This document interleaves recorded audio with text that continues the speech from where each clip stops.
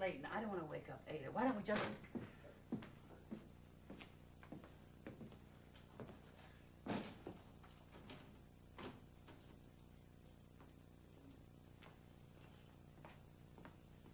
Now, what's so important? Where's the note, Eddie? Well, I was just about to turn in. Give it to me. I said I'd give it to you, and I will. Where is it? Les, what's the rush? I'm not going anywhere, and neither are you. If we can't trust each other by this time... You forced me to sign that note. I didn't force you to sign anything, and will you keep your voice down? You know, you wanted Peyton dead, and I was looking for enough money to make my old age a vacation with pay instead of a drag.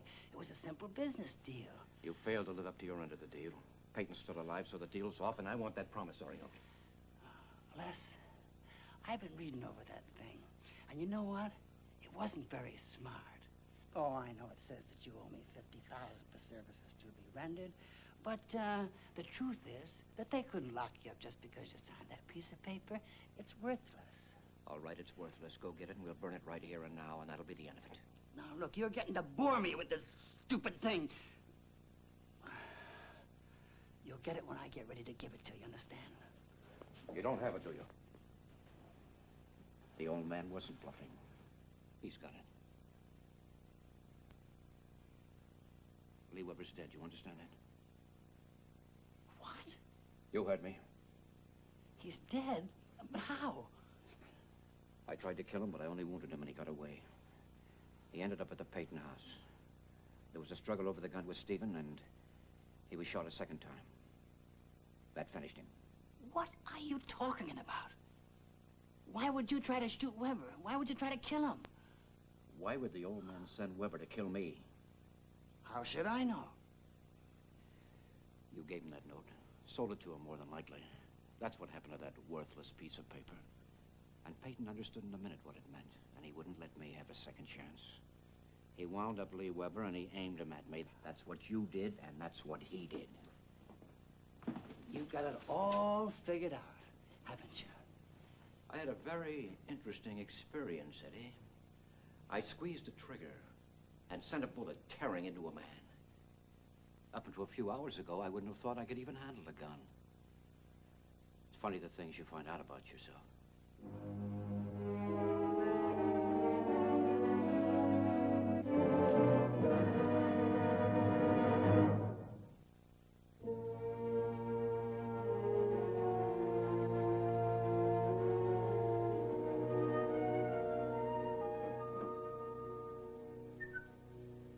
Take long, Mike? Oh, no. Hi, what are you doing here? Come on in. Mind if I stick around a while? No, come on in. Sit down. It's going to take a couple of minutes. When is that, anyway? Oh, I have to do a white count on Martin Peyton. This all? Afraid so. I was down at the police station a little earlier. Oh, so you know about Lee Weber, huh? Yeah. I'm afraid I can't mourn the man any more than you can, I guess. Look, I'm sure this is a bad time to bother you. You must be exhausted. No, it's just late. I know. I can't unwind is all. I put the paper to bed, and they told me you were still here, and I thought perhaps maybe... Supposing I drop in tomorrow morning early. No, come on, stay. I'm through anyway. Maybe you can help clear out some of the ghosts out of my mind.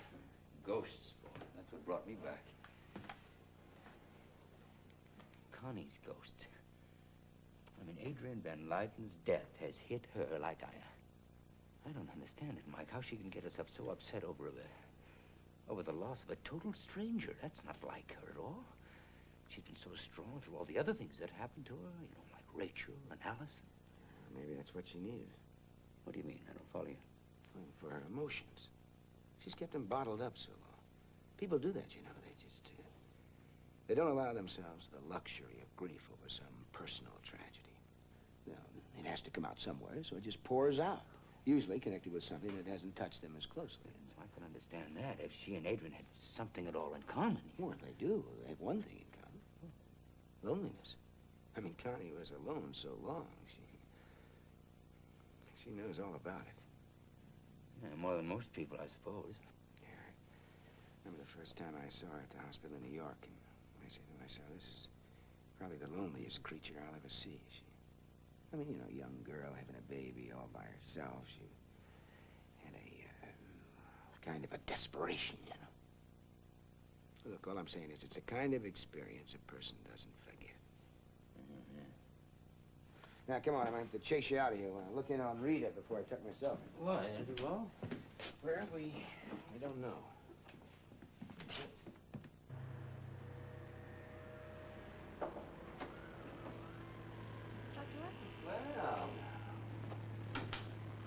Well, what are you doing up at this hour? Look, it's called the Zombie from Outer Space. He stores away on this spaceship. When he comes back to Earth, he's changed into a... Oh. Well, I have to do something. Well, why don't you try going to sleep, miss, huh? Do you know what time it is? After spending a whole day in bed every day, how can I sleep at night? Besides, it's not much to look forward to. You could look forward to having your baby. Listen, would it cheer you up if I told you you could have lunch tomorrow at our world-famous restaurant, the Solarium? Mm-hmm. But I want it in writing. Come on. Doctor, there's a hysterical girl on the phone. She says there's some sort of emergency. Our baby having difficulty breathing. Oh. Well, who has the duty? Dr. Green, but she asked specifically for you. Well, did she say what she was calling for? For that little diner on the wharf. The cider barrel? Yes. Well, she's still on the phone, or she was when I came to get you. Okay, would you get my coat, please? Yes. Well, I'll make a note in your chart about lunch tomorrow. Till then, you get some rest, will you? Okay, I hope the baby's all right. Good night.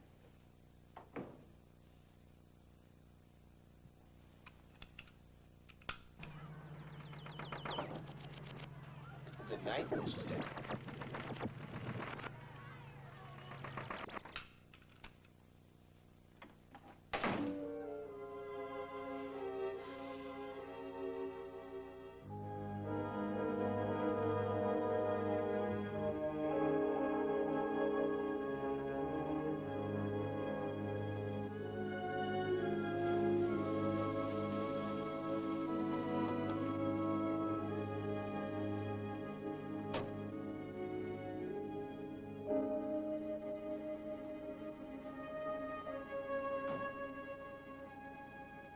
Dad? You're up kind of late, aren't you? Lee Weber's dead. What happened? It was very unfortunate, Rod, very unfortunate. I heard you shot him. No, I don't mean that you killed him, but that you wounded him when he tried to break into your office. That's right. Well, what happened? That's it. That's exactly what happened. But why? Why would Lee Weber want to break into your office? It's been a very long, difficult night, Rodney.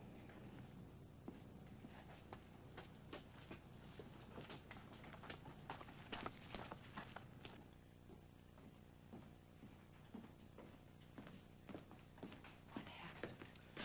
Pour me some vodka on the rocks, will you, please? Sure thing, Mr. Harrington. What happened? Will you get me a loudspeaker, please? I think there's a couple in the corner that can't hear us. You're going to tell me about tonight, Dad. You find it very difficult to trust me, don't you, Rod? Impossible. I'm your father. Don't you think that deserves something that resembles trust? That's all I ask. Look, just level with me, will you? I did. Why do you assume I didn't? Because I know you. Well, I'm flattered that you seem to think that I'm so well informed about so many things that happen in this town. Why was Lee Weber breaking into your office?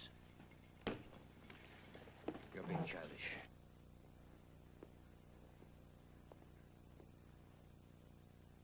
I'm exhausted, and I need a few minutes alone to unwind. What was Lee Weber doing breaking into your office? Ask your grandfather. He called to warn me that Lee Weber was upset and would probably come looking for me. He's mixed up in this thing, too. That's right. Dad, for once, break your lifetime pledge of secrecy and subterfuge and let me in on what's happening, will you? I don't really have to put up with this. I'm your son. Why don't you give me the chance to prove that maybe, just maybe, I can be of some help to you? I have no doubt about your capabilities, Rodney. None whatsoever. Grandfather's all mixed up in this, isn't he? Rodney. Grandfather and the mill and money, I guess. Isn't that what it always is? Tell me, will you? For once, just tell me. You keep your voice down. I don't control yourself. I don't want to control myself. I don't want to be like you. I want to be open. Why is it that we can't have a conversation without it always ending like this? I don't know, Dad. It's the town. Maybe that's the trap. The roots are too deep, too tangled. Well, then let's get out of here. No, I mean it. Let's get out of here. I'll go with you if that's what it'll take to make the difference. I'm sorry Lee Weber died tonight. I know death is a great shock. But I'd hoped that you'd be able to cope with it a bit more intelligently. There's no tangled web, Rodney, no tangled web. And what were you doing at Ada Jack's tonight? Have you been following me? No, I saw you from the garage. And they had been closed a long time. Now, what was so important that you had to get them all up? And who were you talking to? And about what? No tangled web, right? Right. Then why don't you just tell me what you were doing there? You're upset, Rodney. Bullseye. But let me guess a little something about you. Something's bothering you too, Dad. That's why you don't answer my questions. That's why you can't answer my questions. Oh, yeah, something's bothering you. And you'd like to talk to somebody about it, too, wouldn't you? Anybody. But your son.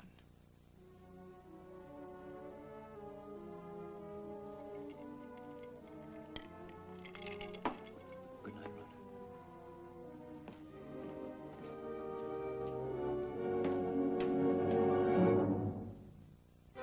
Preview from the continuing story of Peyton Place. There's not going to be any New Eden, Grandfather. Because your idea of paradise is a living hell for everyone else. What happened? I don't know. The mother's gone. We looked all over the place, Doc, and the mother just ducked out. She rushed in here with the baby off the bus. And all of a sudden, she was gone. That's all we know, Doc. If this is the way it's going to be every time I see you, then maybe I'd better look for another attorney. Or another husband.